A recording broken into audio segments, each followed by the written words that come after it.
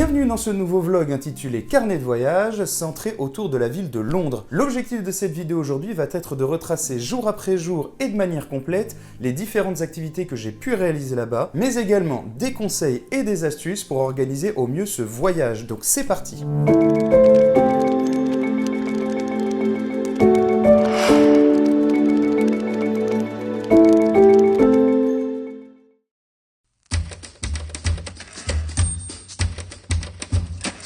Première étape, rejoindre l'aéroport de Nantes. Que vous soyez nantais ou non, il existe plusieurs possibilités. La première, prendre la navette payante qui part du centre-ville de Nantes et qui va jusqu'à l'aéroport. La seconde, si vous êtes véhiculé, est de laisser votre voiture sur un des parkings de l'aéroport. Cette seconde option, je ne la préconise pas nécessairement parce que le tarif va varier en fonction du temps que vous resterez sur Londres. Donc ça peut vite devenir onéreux. Ce que je préconise, c'est si vous avez une personne de votre entourage qui peut vous déposer à l'aéroport, c'est plus intéressant, il y a 10 minutes offertes au dépose minutes, c'est plus flexible et ça vous permet d'avoir un coût financier moindre, surtout au début de votre voyage. Une fois à l'intérieur de l'aéroport, il ne vous reste plus qu'à passer le check-in. Attention à bien mettre tous vos liquides, moins de 100 ml, dans une pochette plastique, soit qu'on vous fournira à l'aéroport, soit que vous pourrez vous procurer dans le centre-ville par exemple, et de vous diriger ensuite vers la porte d'embarquement. Une fois arrivé à la porte d'embarquement, je préconise de vérifier une dernière fois son bagage, notamment si vous voyagez avec une compagnie low cost. J'ai voyagé avec EasyJet, mais c'est le même principe pour Ryanair. Vous avez des dimensions spécifiques à respecter pour le sac à dos et également un poids maximal. Dans mon cas de figure, c'était 10 kg. Pour cela, vous avez des totems juste à l'entrée de la porte d'embarquement vous permettant de vérifier si votre sac est conforme ou non. Cela permet justement au moment du contrôle du passeport plus du billet de ne pas avoir un coût supplémentaire, donc environ 50 €, pour pouvoir voyager jusqu'à Londres. Donc pensez-y. En plus de votre passeport et de votre billet d'avion, il sera nécessaire de vous procurer l'ETA. C'est une nouvelle mesure mise en place depuis avril 2025. C'est une autorisation de rentrer sur le territoire qui est à faire en ligne sur le site du gouvernement, moyennant 19 pounds par personne et qui vous permettra justement de savoir si vous pouvez ou non rentrer en Grande-Bretagne. Le délai de traitement est environ de 2 à 3 jours, donc pensez bien à le faire suffisamment en amont pour que le jour du voyage, vous puissiez présenter cette attestation. Après 1h20 de vol, l'atterrissage effectué, je suis arrivé à l'aéroport de Gatwick. Il fallait donc maintenant rejoindre le centre-ville de Londres. Pour cela, vous avez plusieurs possibilités, le bus, le taxi ou encore le train. J'ai choisi le train et notamment le Gatwick Express qui est la solution la plus coûteuse pour rejoindre le centre-ville, tout simplement parce qu'en 30 minutes, vous allez y être, mais pour un tarif qui est beaucoup plus conséquent. Donc si jamais vous êtes pressé, mais pas trop non plus, prenez plutôt une compagnie annexe, qui va être par exemple Thameslink, qui va vous permettre en 1 heure environ de rejoindre également le centre-ville pour un tarif qui va être plus intéressant. Si vous suivez mon itinéraire, vous allez très certainement arriver à la Victoria Station. Une fois arrivé là-bas, vous aurez une dizaine de minutes à pied à faire après pour arriver à l'abbaye de Westminster et Big Ben qui se situe à proximité. Première chose à savoir, c'est que Big Ben ne se visite pas, vous ne pourrez voir que l'extérieur. Les visites sont réservées de manière très occasionnelle aux résidents du Royaume-Uni. Concernant l'abbaye de Westminster, c'est bien évidemment une visite que je recommande si vous ne l'avez jamais faite, notamment pour le patrimoine culturel que cela offre. Ça reste une visite qui est quand même assez onéreuse avec beaucoup de monde, donc choisissez un créneau horaire, soit tôt le matin, soit tard le soir. Il est possible de visiter gratuitement, mais seulement les jours où une messe est tenue. Je vous recommande également de visiter le Methodic Central Hall situé à proximité de l'abbaye, déjà pour son architecture incroyable, mais également pour ses visites guidées gratuites qui durent entre 20 et 30 minutes. Cela vous permet d'avoir une vue d'ensemble sur le bâtiment, d'aller au niveau des escaliers, de la salle de répétition, les gradins et surtout de vous donner accès à un toit terrasse qui vous permet d'avoir une vue panoramique sur l'abbaye et Big Ben. Donc il n'y avait pas grand monde quand je l'ai visité, il y a moins de gens bien évidemment que l'abbaye de Westminster, donc ça peut être intéressant pour celles et ceux qui ne l'ont jamais fait de faire cette visite, surtout si vous avez un peu de temps devant vous, ça vaut vraiment le détour. Le Methodic Central Hall terminé, il était maintenant temps d'aller sur les traces d'Harry Potter. Premier arrêt, chez Minalima. Donc pour celles et ceux qui connaissent bien la saga Harry Potter, ce nom vous parlera, notamment parce que ce sont les deux personnes en charge du graphisme de la saga. Packaging, affiches et j'en passe. Tant la boutique à l'extérieur qu'à l'intérieur vaut le détour, car elle est à la fois atypique, elle propose vraiment des produits de qualité à la fois sur l'univers d'Harry Potter, mais pas seulement, Alice au Pays des Merveilles, La Belle et la Bête. Donc vraiment, c'est une boutique qui est très atypique, que je vous recommande d'aller voir et qui ne prend pas tant de temps que ça, car elle est assez petite. Si jamais vous n'avez pas la possibilité de la voir dans le centre-ville, il est également possible d'en voir une partie au Warner Bros Studio, si jamais vous en avez l'occasion. Mais en tout cas, c'est un endroit que je trouve intéressant d'aller voir si vous ne l'avez jamais vu. Suite à cela, direction le Leadenhall Market situé à proximité qui vous permettra de revivre certaines scènes du premier Harry Potter, notamment l'entrée au chaudron baveur ou dans la ruelle avec Hagrid. À la fois un lieu emblématique et atypique par son architecture, mais également une occasion de faire de très belles photos dans un cadre qui est vraiment, je trouve, magnifique. Donc un petit détour à faire et de profiter éventuellement de certains commerces de proximité. Suite à cela, si vous êtes intéressé par l'univers d'Alice au Pays des Merveilles, je ne peux que vous recommander la librairie qui lui est dédiée, qui va vous permettre de consulter beaucoup d'objets anciens autour de l'œuvre originale. Donc si jamais vous voulez repartir avec un objet authentique ou si seulement juste pour marquer le coup, je peux que vous recommander d'aller dans cette librairie.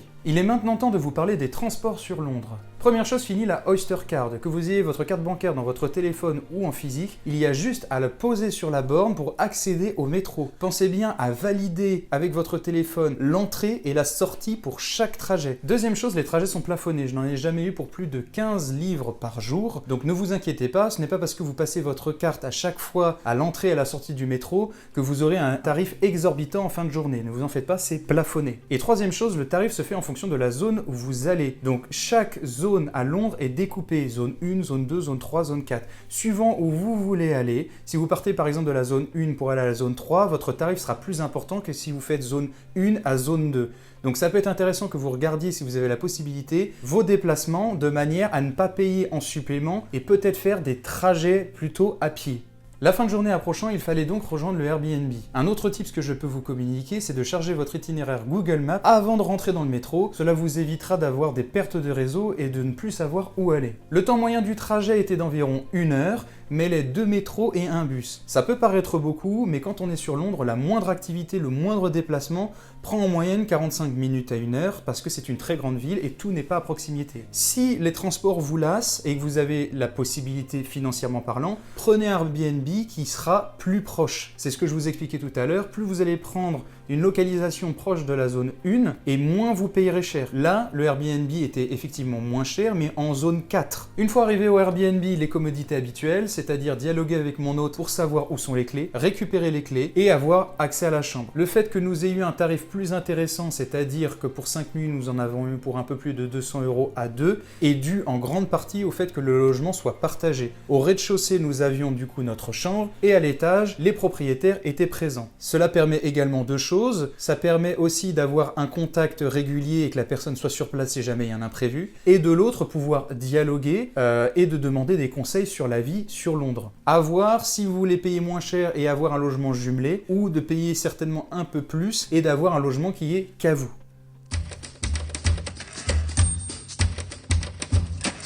Cette deuxième journée débute par le British Museum. Même si le musée est gratuit, je vous préconise de prendre vos places en amont sur internet car le musée amène beaucoup de personnes. Surtout qu'à l'entrée, vous allez avoir un contrôle des sacs qui ralentit considérablement le temps de visite. Ça peut prendre jusqu'à 1 heure. Venez de bonne heure avec vos tickets, comme ça au moins l'accès au musée sera beaucoup plus rapide. Une fois à l'intérieur, c'est comparable au Louvre, tant sur la variété des zones, que ce soit la Grèce, l'Égypte et j'en passe, que sur la grandeur du musée, on peut facilement rester toute une journée. Donc, suivant la sensibilité que vous avez au musée, il est bon de le voir déjà parce que, comme je disais, il est gratuit, mais il dispose d'une grande variété d'œuvres et c'est un peu le Louvre de là-bas. Donc c'est vraiment très intéressant de visiter le British Museum et de contempler toute la collection qu'ils peuvent avoir. Si comme moi vous n'avez pas le temps de manger parce que vous faites un maximum d'activités, je ne peux que vous conseiller l'enseigne Prêt à manger.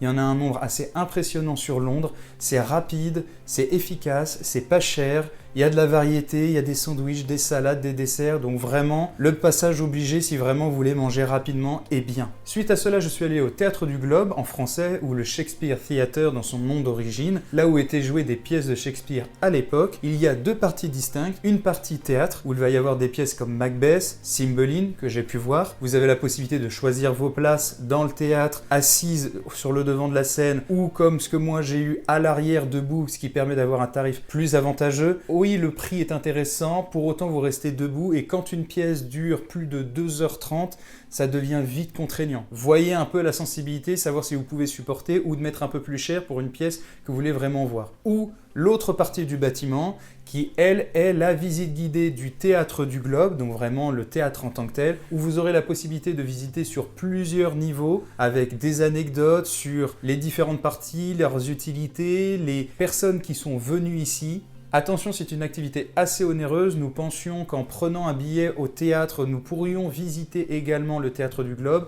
Ce n'est pas le cas, c'est vraiment deux choses distinctes. Donc assez rapidement, on peut en avoir pour 40 € par personne. Et encore que, c'est ce que je vous disais, pour le théâtre, nous avons pris les places les moins chères. Donc ce tarif peut augmenter. Si je devais choisir qu'une seule chose à visiter, je préconiserais juste la visite guidée pour vraiment voir l'ensemble de l'infrastructure. Et par la suite, si vraiment l'endroit vous a plu, voir pour prendre une pièce de Shakespeare comme Cymbeline ou Macbeth pour la plus connue. Ensuite, je me suis rendu à Baker Street pour visiter le Sherlock Holmes Museum. Là encore, ce lieu a deux parties distinctes. Une partie boutique souvenir où vous allez avoir tous les produits dérivés autour de Sherlock Holmes, bien évidemment, et une partie musée avec une reconstitution des différentes pièces qu'on pouvait retrouver dans les œuvres d'origine. Donc on a un petit préambule où une personne nous explique ce que nous allons y trouver. C'est sur plusieurs niveaux. Puis, une fois que cette explication est terminée, vous pourrez visiter librement les différentes pièces, le salon, le grenier, avec pas mal d'anecdotes sur les différentes pièces en tant que telles, le mobilier, des objets d'origine, donc vraiment une visite qui n'est pas très longue, un peu moins d'1 heure, qui n'est pas très onéreuse non plus. Si vous êtes de passage à Baker Street, c'est vraiment une activité que je conseille parce que ça vaut vraiment la peine de faire le détour.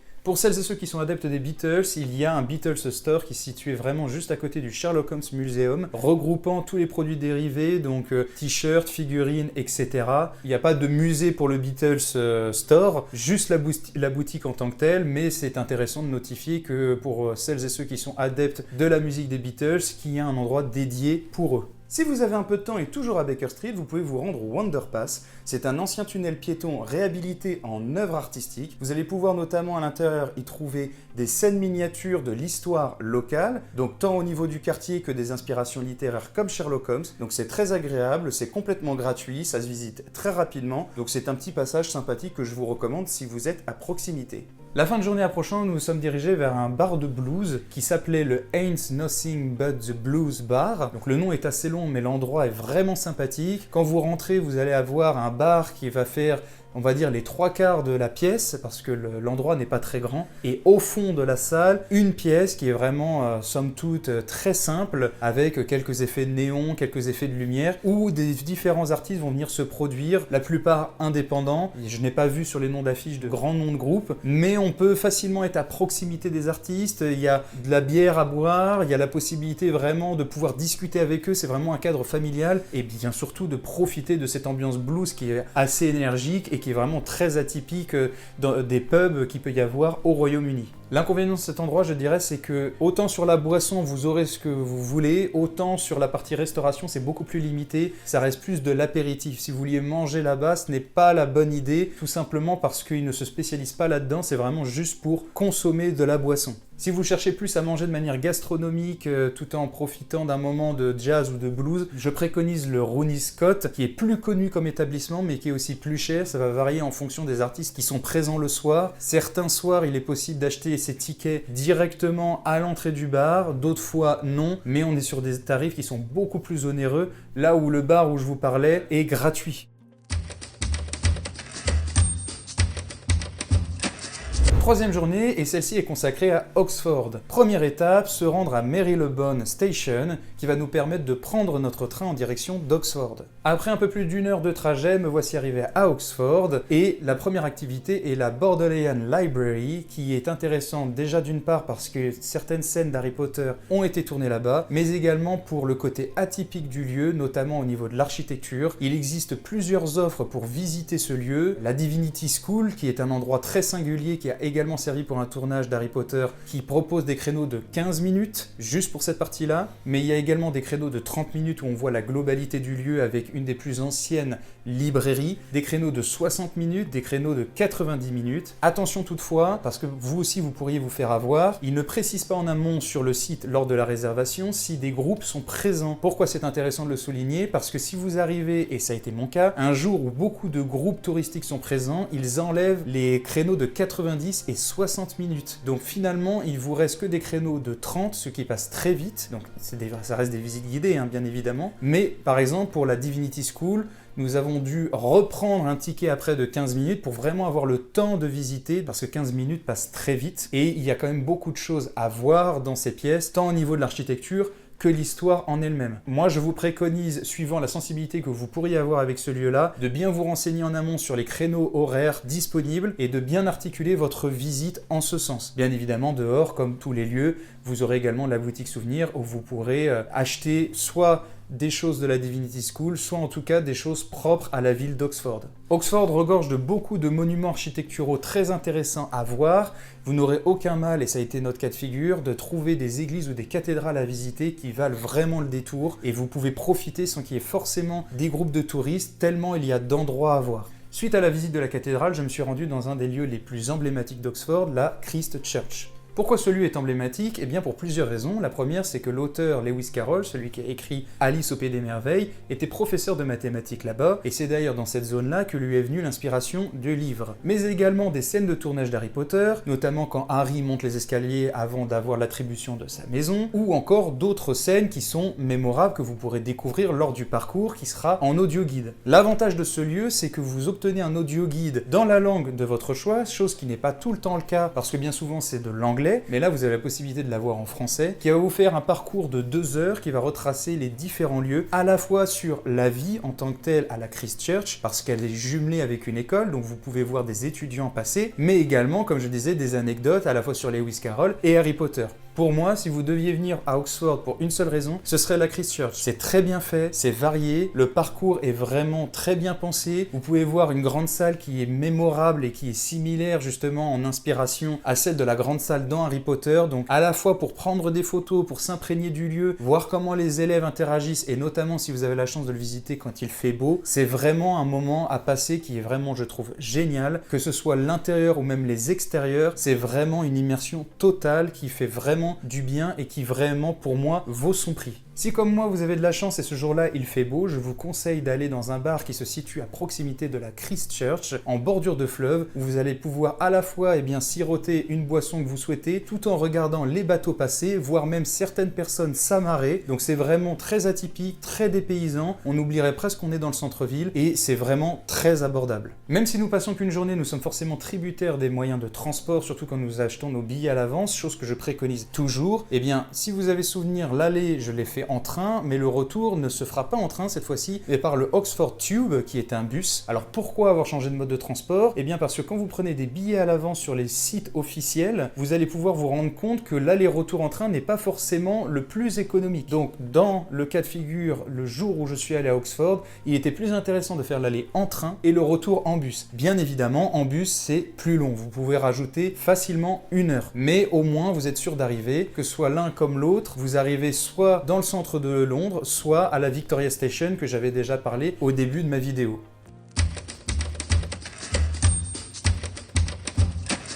Quatrième journée, une grosse journée car aujourd'hui c'est le Warner Bros Studio. L'aller se faisait en bus, donc le fameux bus officiel floqué Harry Potter qui venait nous chercher à King's Cross. Ça a été l'occasion de visiter l'intérieur de la gare et de voir le fameux quai 9-3/4. Attention, c'est un faux quai 9-3/4 qui est en lien avec la boutique souvenir juste à côté. Le vrai quai 9-3/4 ne se visite pas comme ça, sauf si vous avez un billet. Si vous voulez faire votre photo sur la fausse voie 9-3/4, je vous conseille de venir soit très tôt le matin, soit très tard pour éviter d'avoir une forte affluence. Vous avez 2 possibilités, soit avec votre téléphone et la photo sera gratuite, soit avec l'appareil photo du staff et là la photo sera payante dans la boutique souvenir juste après. Je préconise quand même de rester avec le téléphone, surtout si vous avez un téléphone de qualité, car je n'ai pas trouvé, mais c'est purement personnel, que la photo avait plus de plus-value que ça par l'appareil photo du staff. Une fois la photo faite et le prêt-à-manger récupéré, il fallait se rendre au point de réception pour le bus Harry Potter. Il est situé en face de la gare de King's Cross, au niveau de l'arrêt de bus. Il fallait maintenant attendre, et une fois que le bus est arrivé, effectivement, le bus arrive bien floqué et nous montons à l'intérieur. À l'intérieur, par contre, la première surprise a été de constater que le film Harry Potter n'était pas projeté. Je ne saurais dire si c'est tout le temps le cas parce que j'ai entendu beaucoup d'échos de gens qui disaient que c'était projeté. En tout cas, il n'y avait ni télé ni projection quelconque. Par contre, l'avantage,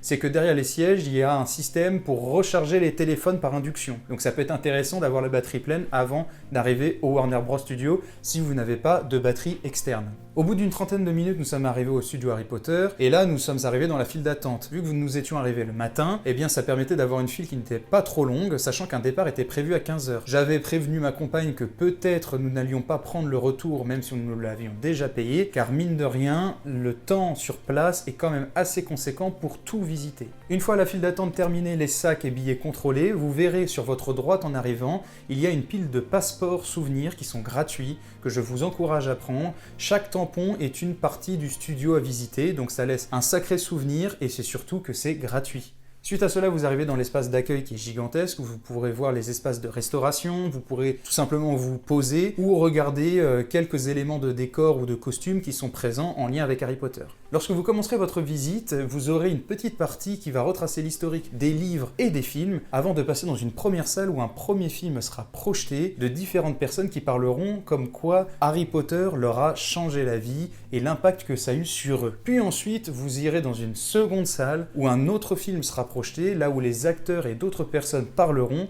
pour expliquer l'impact culturel qu'Harry Potter a eu depuis sa création. Au bout de 20 minutes, c'est à ce moment-là que vous commencerez à véritablement visiter. On vous emmènera dans la salle principale de Poudlard. Sera mêlé à ça, eh bien, des jeux de son et lumière et vous pourrez regarder en même temps les différents accessoires et objets présents dans la salle. Ce n'est qu'à ce moment-là que vous commencerez à visiter librement et vous passerez par toutes sortes d'objets, à la fois des costumes, des anecdotes, des mises en situation directement dans le château des différentes maisons Gryffondor, Serpentard, mais également des objets de décor, des objets aussi bien plus personnels, donc c'est-à-dire des endroits où les acteurs se maquillaient avec des anecdotes, des interviews, mais également aussi des jeux sur lesquels vous allez pouvoir essayer un balai sur un fond vert, vous faire prendre en photo, moyennant finance bien évidemment. Vous aurez aussi des animations en fait par le staff du Warner Bros Studio qui vous expliqueront comment certains effets visuels sont réalisés et vous passerez d'étapes entre simple costume et immersion totale entre la forêt interdite, la banque de Gringotts et j'en passe. Donc en fait le parcours en lui-même n'est pas immensément grand,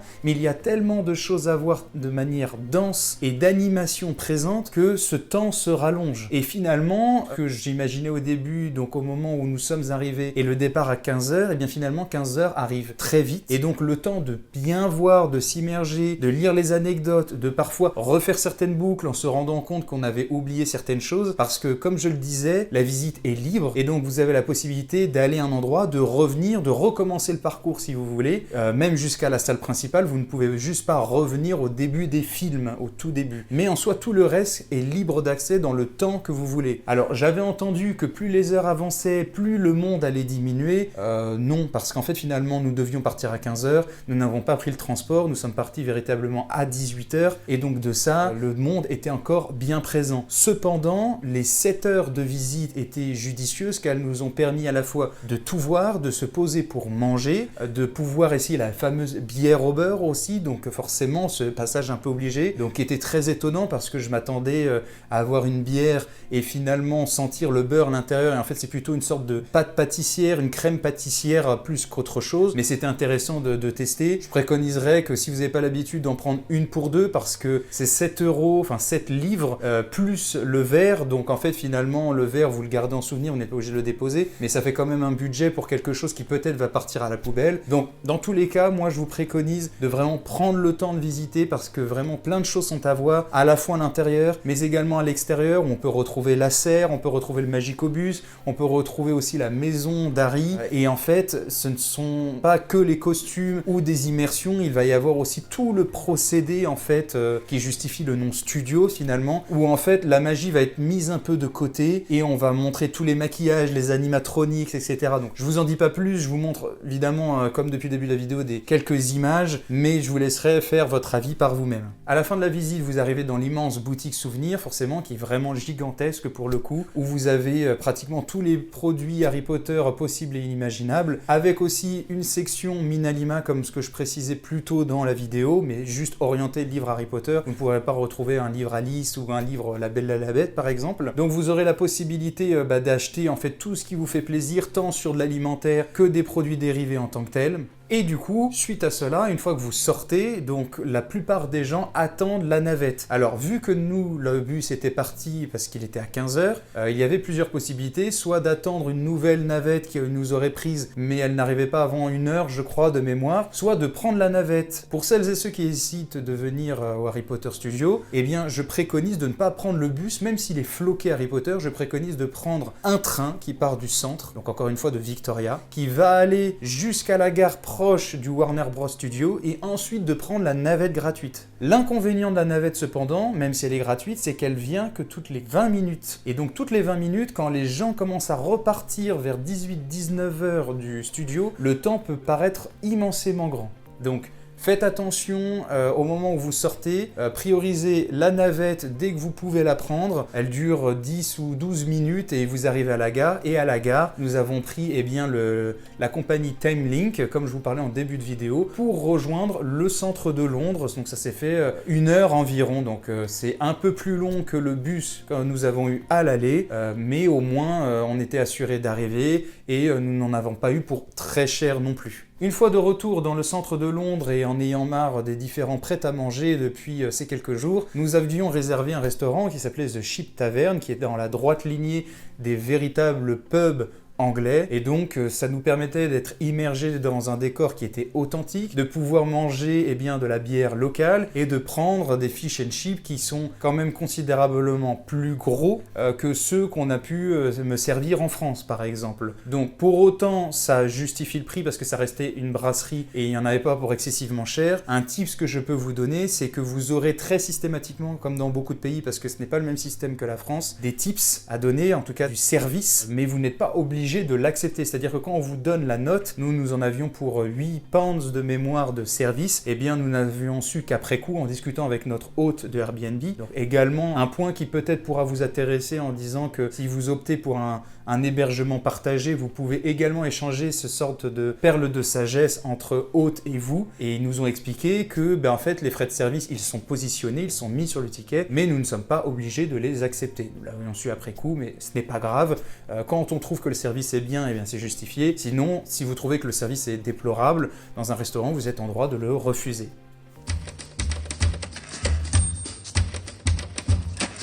Cinquième et avant-dernière journée qui commençait par la relève de la garde. Un lieu et un moment emblématique pour beaucoup de gens qui viennent sur Londres. Ce que je préconise, c'est de venir aux alentours de 10h pour avoir une place qui est suffisamment proche pour voir la garde arriver, qui commence généralement vers 11h. Nous, elle avait commencé un petit peu avant, vers 10h45. De toutes les activités que j'ai pu faire, ce n'est pas ma préférée. Il est compliqué en fait de bien voir le tour. Je pense qu'il faut être connaisseur pour savoir le tour précisément comment il va être fait. On a eu de la chance parce que, et vous le verrez en vidéo, ils sont arrivés à notre niveau, mais ceux qui étaient un peu plus loin n'ont pas dû voir grand-chose. Ceux qui étaient en hauteur ont dû les voir, mais pareil d'un peu loin. L'action se déroule principalement dans la cour du palais de Buckingham. Et donc finalement, les gens sont déjà, pour la plupart connaisseurs, sont vraiment au niveau des grilles. Et donc il est presque impossible de voir l'orchestre jouer dans la cour de Buckingham, sauf si vous êtes vraiment, comme je disais, positionné là. Et donc là où il y a les grilles, donc là où il y a les personnes, donc les grilles pour entrer,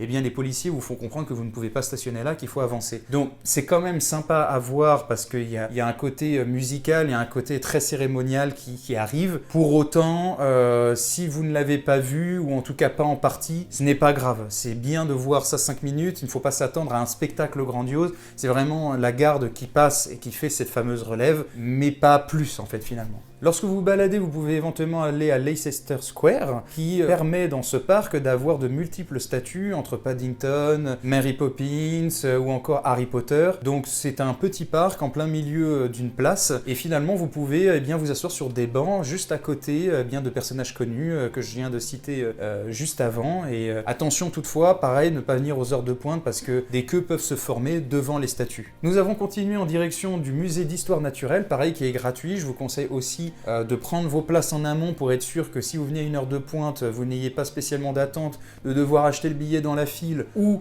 de ne pas pouvoir l'acheter du tout. Un endroit emblématique, symbolique que je recommande parce que ne serait-ce que quand vous arrivez, vous avez cet immense squelette de baleine qui est assez iconique. Vous avez quand même une variété d'animaux qui est quand même assez présente. Donc il y a des animaux empaillés, des animaux qui n'existent plus comme le dodo par exemple. Vous avez tout un rayon sur la préhistoire avec tout un chapitre sur les dinosaures. Vous avez les minéraux. Le musée en tant que tel est très grand comme le British Museum. Donc vous pouvez y passer des heures. Vous avez autant la faune que la flore. Il y a vraiment pour tous les goûts. C'est pareil au niveau des dinosaures. Nous on a pu constater qu'au moment où on y a été, il y a la possibilité de se faire prendre en photo aussi, moyennant finance toujours, vous en doutez bien évidemment. Mais en tout cas, il y a possibilité d'avoir le charme du lieu et de profiter justement, donc vraiment à titre gratuit pour toutes les expositions, en tout cas la grande majorité, de profiter en fait des différentes thématiques abordées. Donc c'est vraiment un endroit à voir et à prendre le temps à l'intérieur de visiter. Juste à côté du Muséum d'Histoire Naturelle et sans avoir à prendre le métro cette fois-ci, mais vraiment à côté à 1 minute à pied,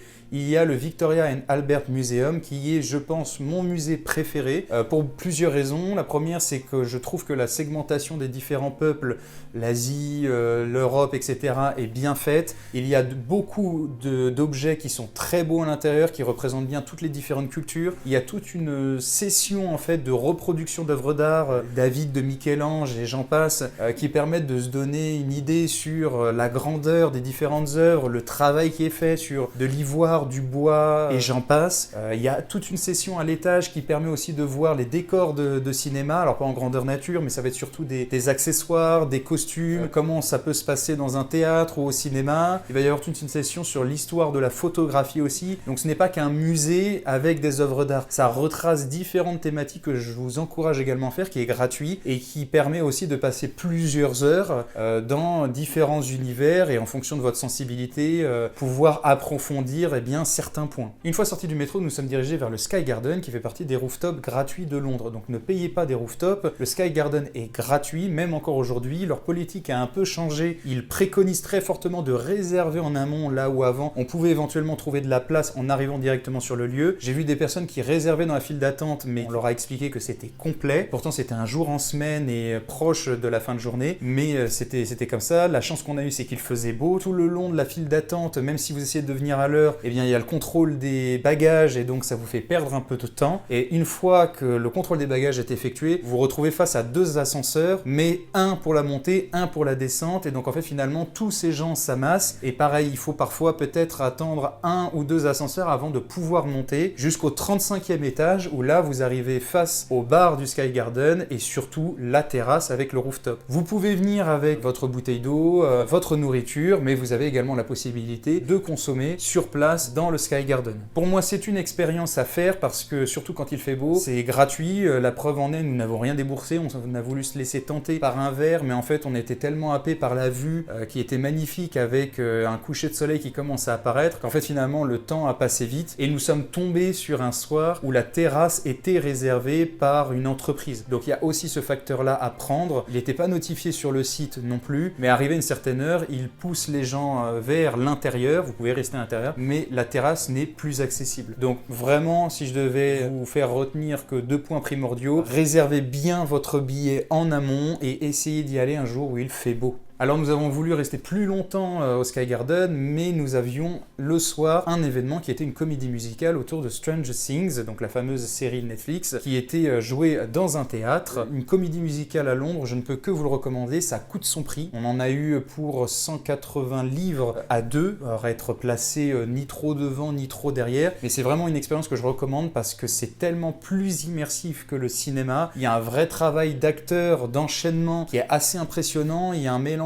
de son et lumière et de choses, d'éléments de décor qui sont palpables, qui sont vraiment très intéressants à regarder au point même où on se demande comment tel ou tel élément a pu être fait de cette manière-là. Et ça dure 2h50 en règle générale, nous c'était 2h50 avec une entracte au milieu. Donc moi je recommande vraiment de voir au moins une comédie musicale, que ce soit celle-ci, Le Roi Lion, Retour vers le futur, peu importe, parce que vraiment je trouve qu'à chaque fois, j'en ai fait plusieurs, vous en avez pour votre argent. Je vais vous mettre quelques séquences parce qu'il est interdit de filmer pendant la séance, il le rappelle bien au début avec des pancartes que c'est interdit, mais c'est vraiment quelque chose qui est captivant, c'est vraiment quelque chose qui mérite le détour pour toutes les raisons que j'ai énumérées. Donc voilà, en tout cas c'est une expérience qui pour moi est assez prenante et assez intéressante à faire.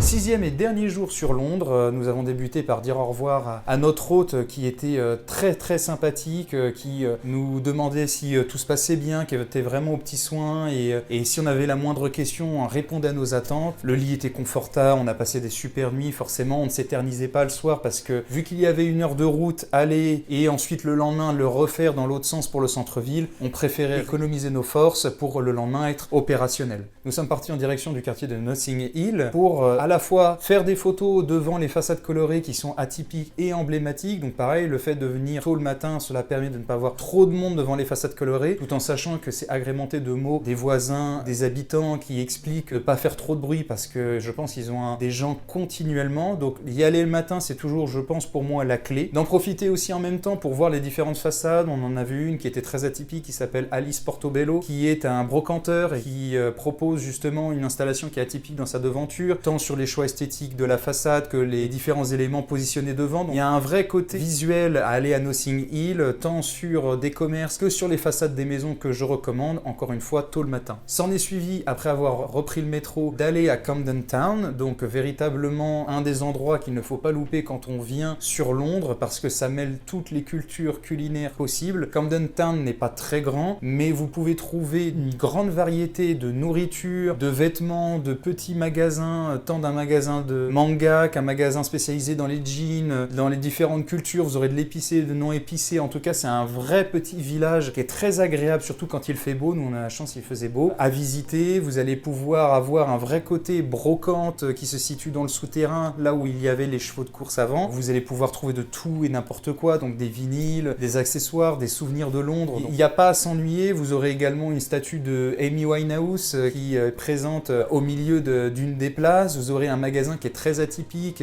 qui est Cyberdog, qui du coup se démarque complètement du reste de Camden Town, qui se veut dans un style assez électro avec des robots géants qui dénotent du paysage, mais qui est devenu emblématique et qu'il faut au moins voir une fois parce que ça fait partie du cadre. Et enfin, après avoir quitté Camden Town, il a fallu faire le retour et donc prendre le transport. Donc encore une fois, différentes lignes de métro pour arriver au train, cette fois-ci avec Thameslink et non pas le Gatwick Express, pour nous emmener jusqu'à l'aéroport. Et une fois à l'aéroport, eh bien faire le sens inverse de ce que je vous expliquais au début de ma vidéo, donc repasser par le checking des bagages jusqu'à aller à la porte d'embarquement. Bien évidemment, le conseil que je peux vous donner, c'est que si vous récoltez des souvenirs, essayez de prendre des choses qui ne sont pas encombrantes si votre billet ne le permet pas. Évitez d'avoir des sacs annexes qui pourraient être contrôlés. Des fois, ils sont cléments, des fois, ils demandent des suppléments. Moi, je sais que j'ai pris l'habitude de tout centraliser dans mon sac. J'ai un sac Kabaya, donc ça permet de centraliser les différents éléments dans les pochettes, etc., de manière à bien faire en sorte que le sac soit condensé, même s'il paraît énorme et volumineux. Moi, je ne me suis jamais fait contrôler sur l'épaisseur de mon sac, donc le poids en tant que tel, mais en tout cas, j'ai déjà vu des gens qui, quand ils avaient un sac annexe, alors quand c'est un tote bag, ça va encore, mais quand ils ont un autre sac à côté, ça peut être réprimandé. Merci à celles et ceux d'entre vous qui ont regardé la vidéo jusqu'au bout. J'espère que vous aurez appris des choses pendant ce visionnage. Si ça vous a plu, je vous laisse vous abonner. J'essaierai de faire d'autres vidéos de ce style-là au fur et à mesure de mes voyages. Et moi, je vous dis